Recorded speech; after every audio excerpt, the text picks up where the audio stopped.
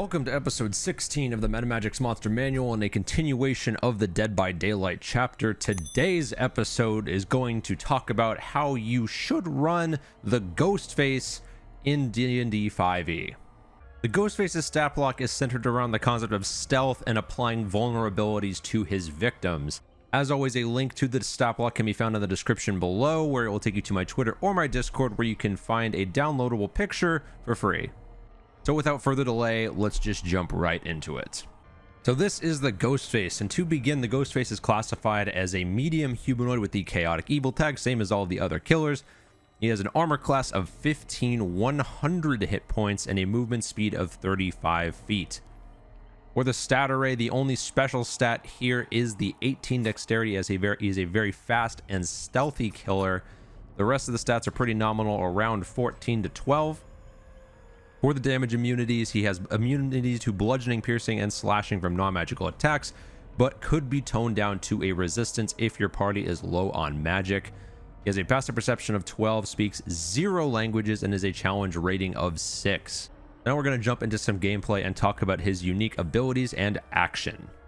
So to begin, let's talk about Ghostface's unique ability, Night Shroud. As a bonus action, the Ghostface can activate his Night Shroud. While Night Shroud is active, the Ghostface has advantage on dexterity stealth checks. While in stealth with Night Shroud, he may use an action to stalk any creature within his line of sight up to 40 feet away. He can stalk in up to half cover, so up to behind half cover.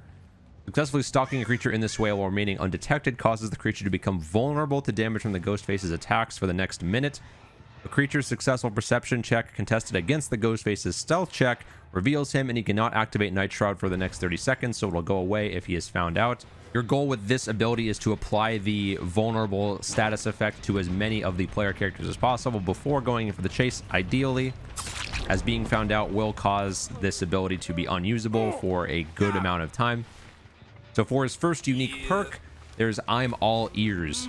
Any creature who makes a strength or dexterity skill check excluding stealth automatically has their location revealed to the Ghostface. So if anyone tries to lift objects or vault over certain things with a dexterity check, they will automatically have their exact location revealed to Ghostface. Next up, we have Thrilling Tremors.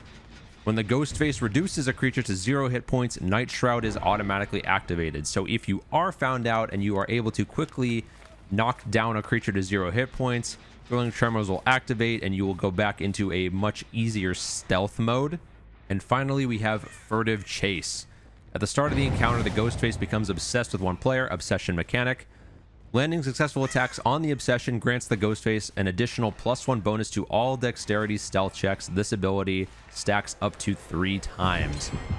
So your idea with using these abilities is to focus on your Obsession, get a bunch of hits on them so that your future stealth rolls can be made with a massive advantage, including advantage if you have Night Shroud with an additional +3. And for the Ghostface's only action, he has his Tactical Knife. It is a melee weapon attack +5 to hit, range 5 feet, and deals 1d8 +2 piercing damage. But again, if vulnerable is applied to a target, they will be taking double damage from those attacks, which can stack up very quickly. So in summary, your idea when running this killer in your game is to have them primarily stay at a distance with stealth, apply your vulnerable stock ability to as many of the characters as possible before they realize it, go in for the kill on ideally your Obsession if they're not too hard of a target to kill, like maybe a backline person. But again, the Obsession mechanic is triggered at random, so you do not get to choose which character you are obsessed with. So get lucky ideally. But guys, that is how I would run the Ghostface in DnD 5e. I would like to address a comment that was made in one of my previous videos talking about whether you would run any of these killers I've talked about solo or with a group of monsters. The answer to that question is it depends.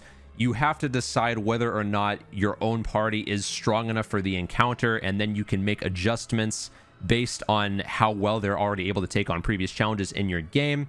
I am going to release a list of modifiers that you could put onto each of these killers if you feel like any of these killers are a bit too easy to kill or your party's just a little bit too strong. That's going to be coming at the end of this chapter. It's just going to be adding all of the non-killer specific perks into the game that you can apply to basically any killer to make them harder, more challenging, whatever suits you guys. So for the answer of whether you should run this with other creatures, I would say it depends. That being said, I hope you guys enjoyed this video. If you did, be sure to leave it a like. Let me know of any comments you have on the stat block itself, and subscribe if you haven't.